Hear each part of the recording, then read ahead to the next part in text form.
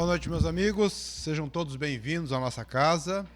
Hoje, segunda-feira, às 19 horas, nós temos o atendimento fraterno na casa.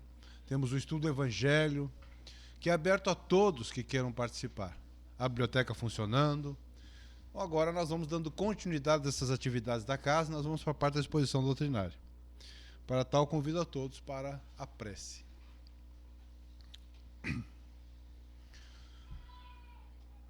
Agradecendo, ó Deus, neste momento, a oportunidade da vida. As experiências que nos auxiliam nesta caminhada a progredirmos. Aos amigos que conosco estão, aos bons espíritos que nos auxiliam, agradecemos. E neste momento em que aqui nos reunimos, nós nos pedimos a Deus, nos ampare, nos permita a assistência dos bons espíritos, a nos inspirar, auxiliando-nos a compreender o Espiritismo, para que estes ensinos possam nos auxiliar na nossa trajetória terrena, no nosso dia a dia, para que assim então, sob este amparo do diretor espiritual desta casa, o nosso irmão Bezerra de Menezes, possamos em vosso nome, ó Deus, e em nome de Jesus, darmos iniciada esta atividade.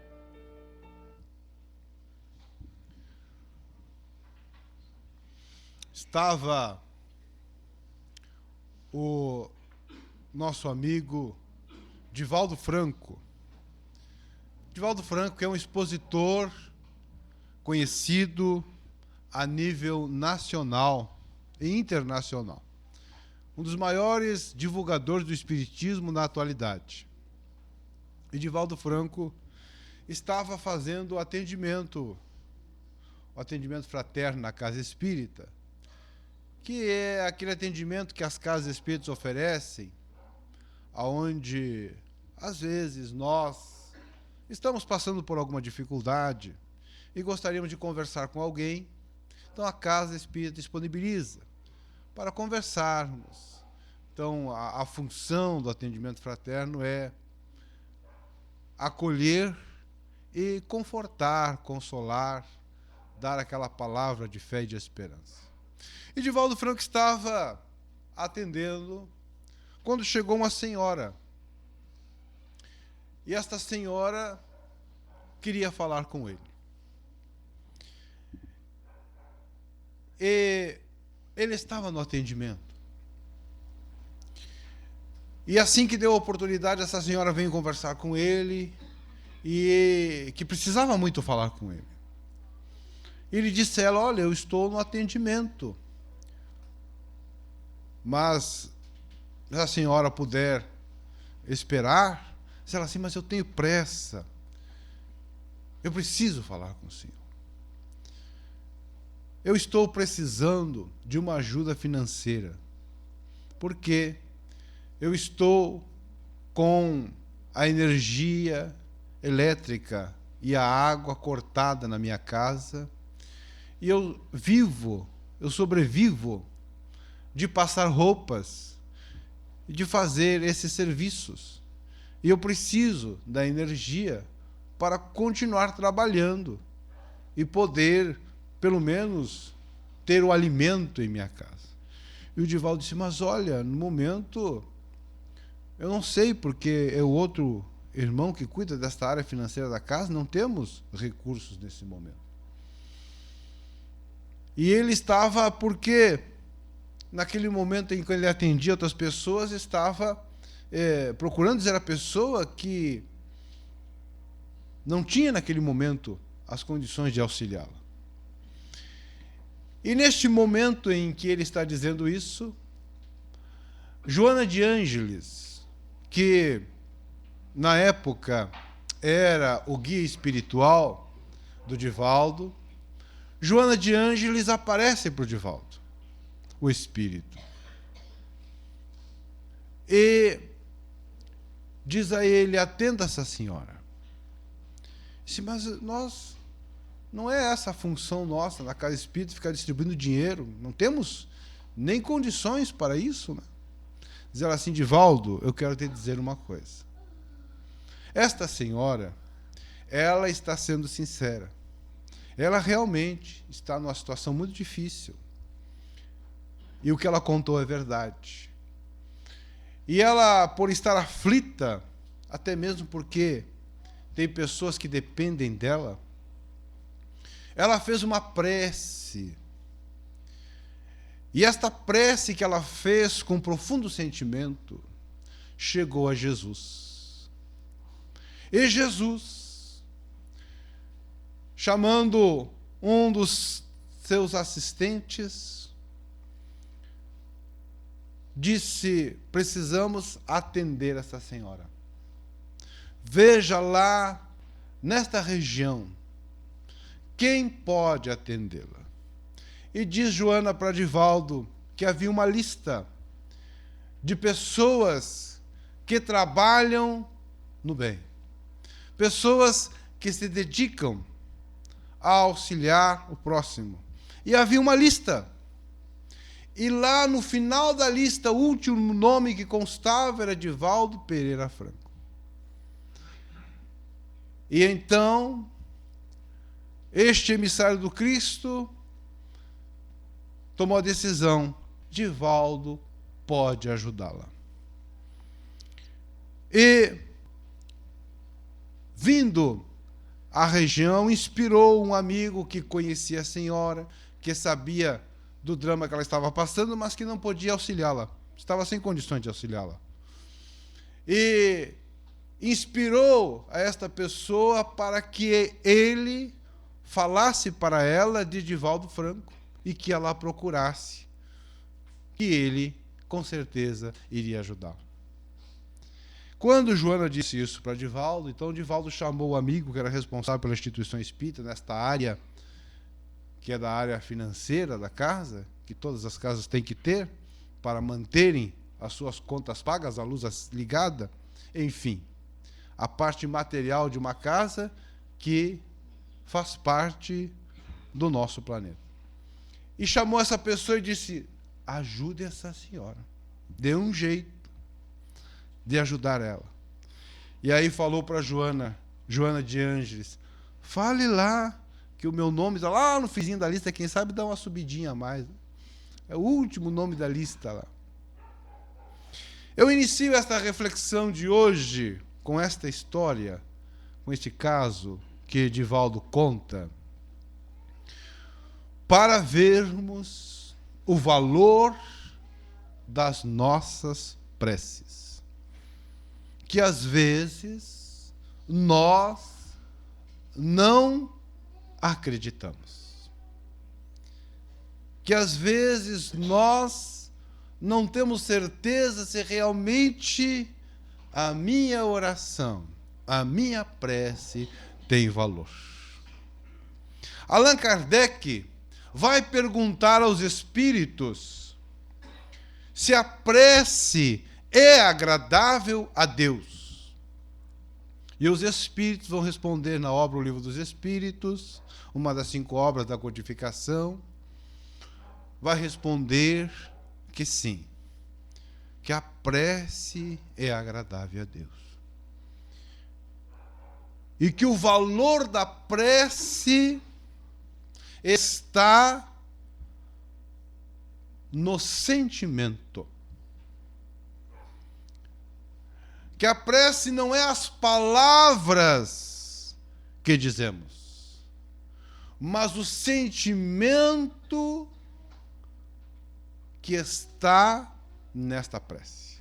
Aí está o seu valor. Que a prece, que a oração, que este nosso contato mental com Deus, este nosso encontro com Deus, Deus que está em toda parte, Deus que está no nosso íntimo, que esta ligação mental é um reconhecimento que fazemos da grandiosidade, da inteligência que tudo criou, é o nosso reconhecimento pela vida, pela nossa existência, que às vezes no nosso dia a dia nós nos esquecemos. Às vezes no nosso dia a dia nós passamos a lamentar e esquecemos de agradecer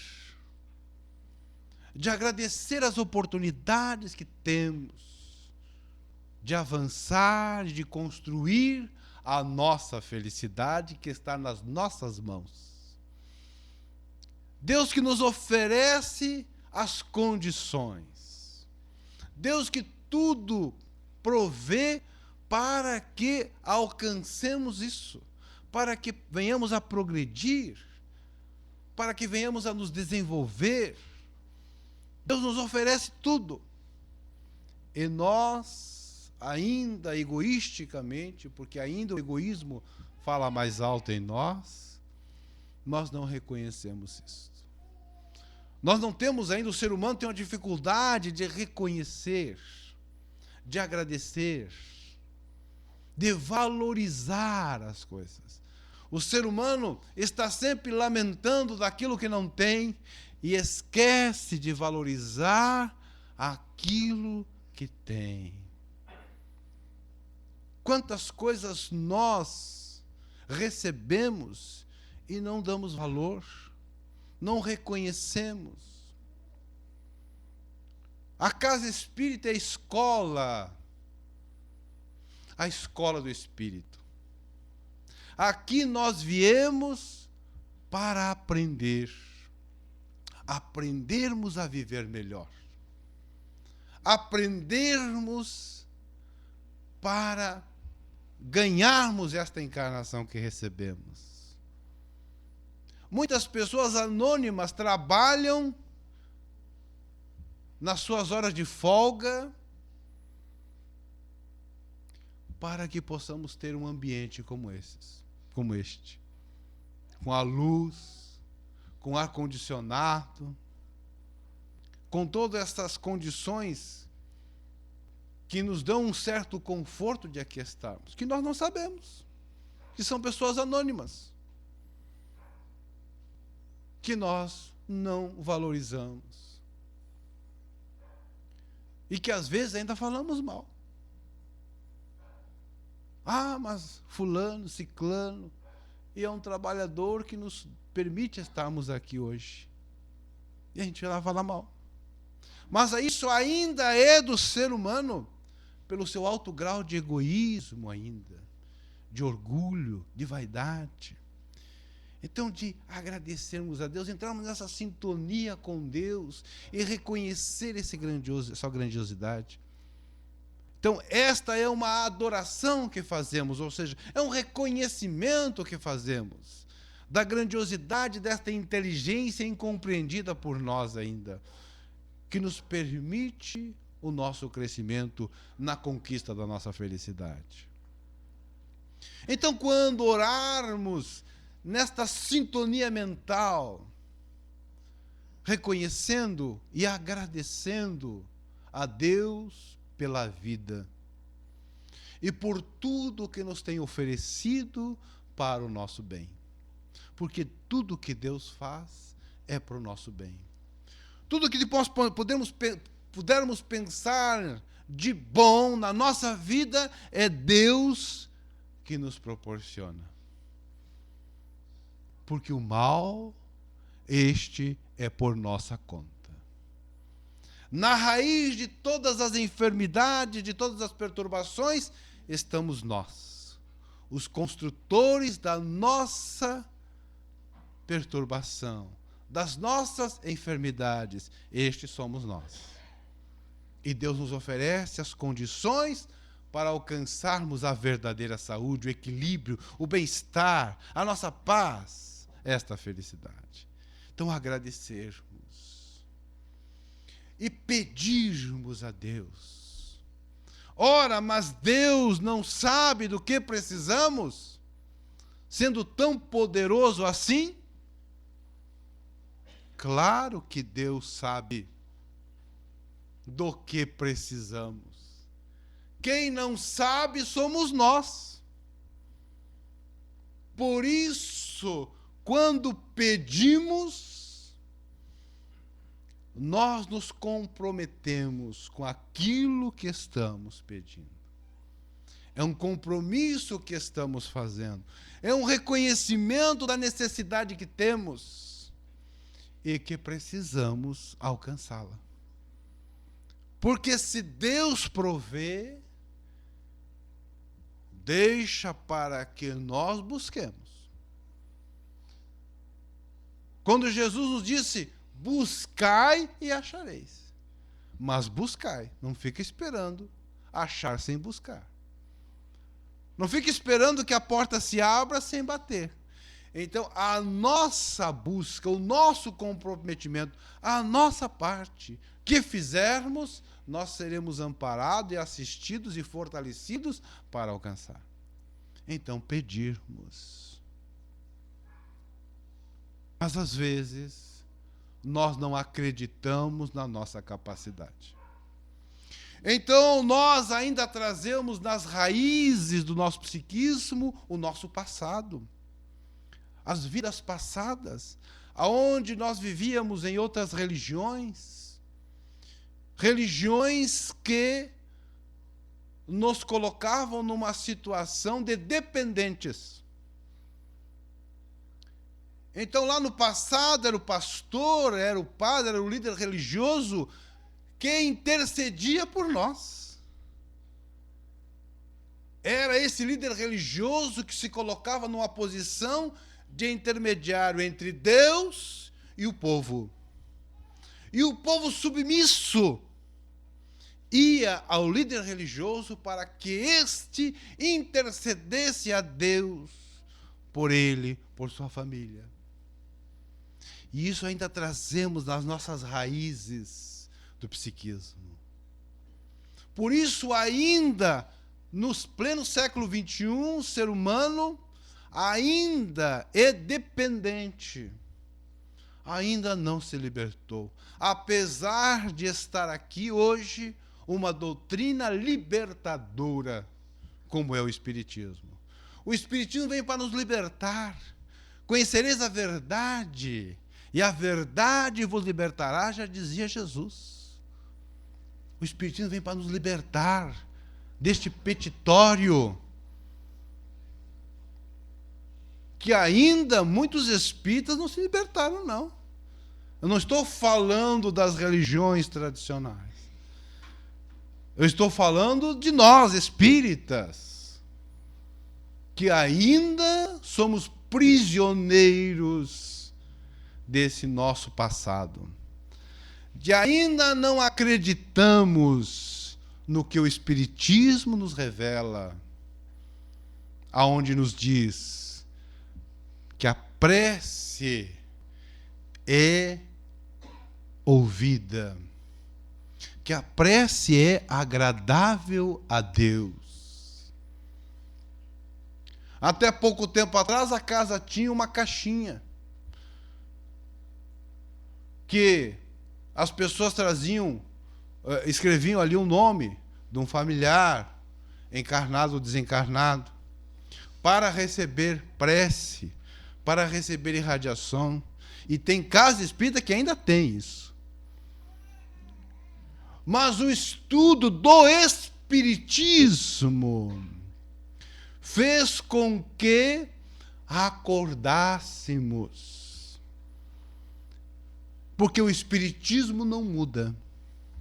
Ele é o mesmo do dia da sua publicação, no ano de 1857. Há mais de 150 anos.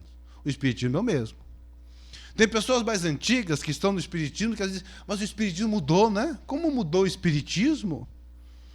Eu ainda peguei aqui na casa uma época em que este lado de cá sentavam as senhoras e o lado de cá os senhores. Não se misturava, não. Esse negócio de mulher sentada com homem não tinha, não. E tantas outras coisas. Então, as pessoas dizem assim, mas o Espiritismo mudou, não. O Espiritismo não mudou nada. em nenhuma vírgula mudou o espiritismo. O que mudou foi os espíritas que começaram a estudar e começaram a ver que estavam fazendo errado, que não estavam fazendo conforme a libertação que o Espiritismo nos traz.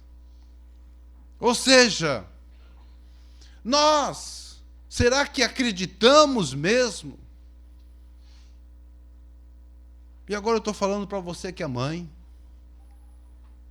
E agora eu estou falando para você que é pai. Eu estou falando para você que tem um profundo sentimento por alguém, pode ser avô, pode ser filho, pode ser tio, pode ser amigo. Você acredita mesmo, mãe, que está pedindo por seu filho? Você acredita mesmo que um médium tem mais poder do que você? Você acredita mesmo que a prece de um médium é mais poderosa que a tua? Que está pedindo por teu filho? Está pedindo por aquela pessoa que tu ama? Tu acredita nisso? Porque não é isso que o Espiritismo diz. O valor da prece não está no título de pastor, de líder religioso, de médium. Não está aí o valor da prece. O valor da prece está nem nas palavras. Que às vezes a pessoa tem espírita que pede, me dá aquela prece tal, para me fazer.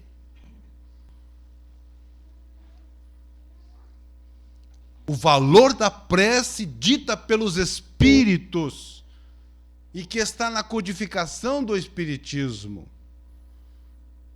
que está nas obras básicas, que são os livros que mais valor têm no movimento espírita. Está no sentimento, aí está o valor da prece. Às vezes a gente encontra as pessoas na rua, e a pessoa diz, olha, ora por mim, ora por meu familiar. Até podemos orar, porque a oração é uma caridade, por que não? Mas a minha prece, que eu vou fazer, com a maior dedicação que eu possa fazer, não tem mais valor que a tua. Não tem mais poder que a tua. Porque eu não conheço a pessoa pela qual você está pedindo que eu ore por ela, apesar que eu vou orar com maior boa vontade. Eu não conheço a pessoa. Eu vou pedir a Deus por ela. Mas você ama essa pessoa. E aí está o poder da prece. É no amor. Então a tua prece é muito mais poderosa que a minha. Porque esse sentimento eu não tenho pela pessoa. Posso até ter amizade, mas o sentimento de amor que uma mãe tem pelo filho é muito maior do que o médium possa ter. Então esse sentimento de amor vai dar o valor e o poder à prece. Nós precisamos acreditar no que os espíritos nos ensinam. Eles nos dizem que nós podemos orar. Em momento algum nós vamos encontrar nas obras da doutrina espírita a codificação, e isso é muito importante. As obras sérias do Espiritismo são as obras que Allan Kardec publicou. E são as obras que têm credibilidade. Qualquer livro, fora esses 5 livros, nós vamos ler e estudar, mas sempre com o pé atrás. Porque se tiver uma vírgula contrária às obras básicas, os próprios espíritos que publicam esses livros dizem, fiquem com Kardec. Porque Allan Kardec teve todos os 5 livros que estão da codificação revisados pelo mundo espiritual. Que não é um espírito. Nós podemos pegar o livro aí, o último livro que saiu, Perturbação Espiritual, que o Divaldo Franco publicou, que nós fizemos um estudo agora, mês passado, que é do espírito Manuel Filomeno de Miranda. É um espírito, por mais valoroso que seja. É um espírito que escreveu. As obras básicas é o conjunto de espíritos enviados por Jesus que escreveram e revisaram. Não é a opinião de um só. Então essas obras nos dizem: a nossa prece, ela tem poder. Quando eu oro por meu filho, tenho plena certeza de que a minha prece está fazendo efeito. Ela está sendo ouvida por Deus e vai ser atendida dentro da necessidade que Ele tem, que os nossos filhos, que os nossos pais, que os nossos irmãos, que os nossos amigos, dentro da necessidade que tem, eles vão ser atendidos. Então eu não preciso pedir lá para o pai Leonardo fazer a prece. Eu posso fazê-la. Os espíritos vêm nos ensinar, nos libertar disso. Então, às vezes, chegava na casa uma ficha de computador que as pessoas imprimiam no computador de nomes para irradiação. Imagina só. A falta que nós tínhamos ainda no passado deste entendimento, que o estudo vai nos libertando, conhecereis a verdade, e a verdade vos libertará. E os Espíritos nos dizem na codificação: ore você, e vai obter o resultado. Vai ser atendido. Nós na Terra passamos todos por provas. Aqui é um mundo de provas. Não há um de nós aqui que não vá ter a prova, a sua prova, o seu momento. Somos espíritos ainda atrasados. Então vai ter o nosso momento. Tá, mas e quando eu estou passando a prova e eu peço, eu faço a prece por mim, ou a prova seja de um filho, e eu peço a prova, faço a prece neste momento de prova, eu vou libertá-lo da prova? E se eu pedir para os médiuns da casa fazerem irradiações, eu vou libertá-lo da prova? Claro que não. Imagina que Deus fez uma prova para que a gente faça uma prece para libertá-lo. Olha só o que imaginamos que seja Deus. Caprichoso. Eu vou te fazer sofrer para que você peça para mim para não sofrer. Deus caprichoso. Olha só aonde está ainda o nível do pensamento humano. Agora a prece vai nos dar força no momento da prova. A prece vai nos ajudar a enfrentar a dificuldade. Suportar e passar na prova e nos fortalecermos. É o apoio para que possamos passar a prova necessária na nossa jornada. Porque é necessária. Ninguém sofre por acaso. Ninguém passa uma aflição sem uma causa, sem um motivo. Ninguém passa uma enfermidade que não tem uma causa. Tudo tem uma causa. Não existe acaso, não existe causalidade. Tudo tem uma causa. Gerada por nós se estamos sendo afligidos por ela. Gerada por nós, direta ou indiretamente. Refletíamos ainda neste domingo com os jovens, porque nós temos estudos com a juventude todos os domingos na casa, das 10 às 11, tem as aulas de evangelização, tem o estudo do evangelho na casa. Então os pais vêm para trazer as crianças para a evangelização, já estuda o evangelho no mesmo horário, das 10 às 11, todos os domingos. E neste horário também temos um encontro de juventude e refletimos com a juventude esse tema. Quando falamos, estamos temas relacionados ao encontro de jovens que vai acontecer em outubro, em Livramento, os jovens que vão se reunir em Livramento, com o tema preservação da vida, valorização da vida. E justamente refletíamos essas questões do nosso estágio. Quando fazemos algo de errado, quando cometemos um mal, esse mal fica conosco. E nós somos espíritos imortais. Nós temos uma vida que é infinita. Quando fazemos esse mal fica conosco como carga que nos oprime. Quando vamos para o mundo espiritual, quando desencarnamos, este mal permanece conosco, nessa carga que nos afeta mais ainda, porque o espírito liberto do corpo físico, ele é mais sensível ainda. Então, a sua angústia se torna maior ainda, a tal ponto que ele não aguenta mais sofrer e ele pede perdão a Deus, porque se arrependeu. Perdoa-me, Deus. Deus perdoa.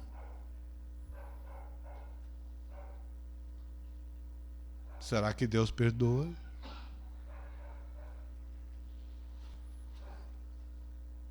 Estamos em dúvida? Deus perdoa ou não? Não. Olha aí. Hã? E aí Jesus diz assim na oração dominical: Deus perdoa-nos como houvermos perdoado. Ele coloca aí algo para pensarmos. Perdoa-nos como houvermos perdoado. Então eu me arrependi. Eu estou angustiado, eu estou sofrendo no mundo espiritual. A minha aflição é grande, o meu tormento é terrível, e eu peço perdão a Deus porque eu me arrependi. Eu me arrependi. Será que isso basta? Eu estou sinceramente arrependido pelo mal que fiz. É sincero o meu arrependimento. Isso basta?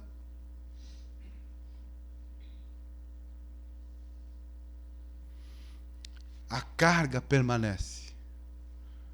A carga de culpa, esta energia, esta vibração negativa, perturbadora, continua comigo. E ela está me afligindo. Então eu preciso retirar de mim essa carga. E como o arrependimento é sincero, então Deus me oportuniza uma nova encarnação, aonde eu vou drenar essa carga no corpo físico, mas é uma carga tão nociva que mata as células, que desequilibra, que desarmoniza o campo somático, o corpo. Vêm as enfermidades, há crianças que já reencarnam com essa carga tão forte que a enfermidade já vem desde o nascimento. É a drenagem da carga nociva do passado agora no corpo, para que eu possa me libertar dessa carga. Ou então eu peço, no planejamento encarnatório, para passar por uma situação, um desencarne por morte violenta. Que neste momento, a carga que eu vou, contrária que eu vou sofrer, ela drena esta que eu carrego comigo. E agora eu voltei para o mundo espiritual, e nós falávamos nisso porque nós falávamos da eutanásia. Por que o Espiritismo é contra a eutanásia? A eutanásia é quando a pessoa está para morrer, ela está já numa enfermidade grave, que não tem mais volta, e que é decidido, então, que a pessoa tem uma morte boa. É injetada nela, é feita uma injeção, e ela acaba desencarnando. Porque constatou-se que ela não tem mais o que fazer, ela só vai sofrer até morrer, Então, chamada morte boa, boa morte. E o Espiritismo nos diz que é contra, um dos argumentos é esse, a drenagem que está sendo feita. Cortou a vida ali, o espírito volta para o mundo espiritual com a carga ainda não totalmente drenada. Mas as questões de reflexão, nesses momentos que o espírito tem para se arrepender também. Mas aí drenou a carga e voltou para o mundo espiritual. E às vezes a gente está pedindo, né? Mas não é que seja errado nós pedimos por alguém que esteja um familiar querido. Quem não vai pedir por um familiar querido que está sofrendo? Nós pedimos.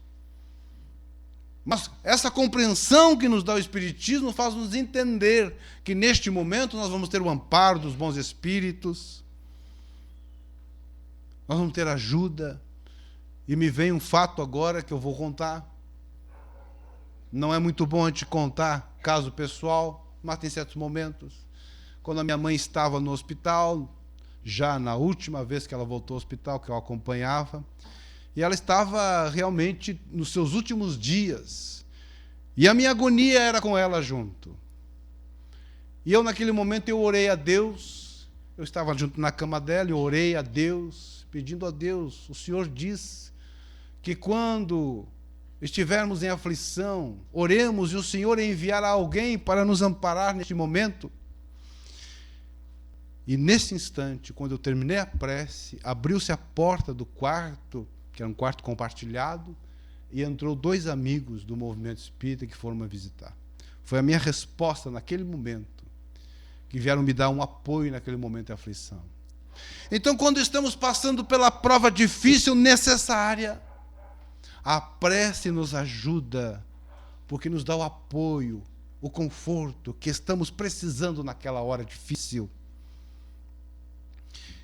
Mas nós drenamos a carga e voltamos para o mundo espiritual, agora libertos da carga da culpa do passado. No entanto, eu matei um homem na minha encarnação passada, e essa era a carga que eu trazia. Só que este homem era pai de família, tinha filhos, tinha esposa, e era ele que sustentava. Então, quando ele, pela minha ação violenta, que às vezes de 1 minuto, por nosso orgulho, eu matei aquele homem. E aquele homem, ao desencarnar, deixou os filhos. E os filhos, sem o amparo, a mãe teve que trabalhar para dar sustento, os filhos ficaram sem o amparo, ficaram nas ruas, drogaram-se, e agora estão no mundo espiritual drogados, são espíritos drogados. Então eu me libertei da carga do passado, mas agora eu vejo que ficou consequências. E eu me sinto responsável. Então eu vou pedir a Deus uma nova encarnação, agora recebendo como filhos estes que se desencaminharam. E eu vou receber filhos que são drogados, que já desencarnaram nessa situação, que vão fazer parte da minha família, que vão ser meus filhos amados, e que eu vou trabalhar por eles a vida toda, para que eles possam ajudá-los, para que eles se libertem deste mal. E talvez uma encarnação seja pouca. Eu preciso de mais encarnações, apesar de saber que eu vou conseguir. Então, quando oramos, nós somos amparados dentro das nossas necessidades. E a nossa prece tem poder. Acreditemos nisso. Nós não precisamos de alguém interceder por nós. Podemos orar diretamente a Deus, e Ele nos ouve, e Ele nos atende. Assim, meus irmãos, as nossas reflexões de hoje sobre esse tema, que tem muito mais que os estudos da casa nos oferecem. Temos estudos na casa de domingo a domingo, falhando só na terça, nesta casa. Mas na terça tem a extensão, que tem estudo. Então, quem quiser estudar, tem qualquer dia da semana, qualquer horário ali, para estudar de tarde, de noite, de manhã. Nós temos horários na casa.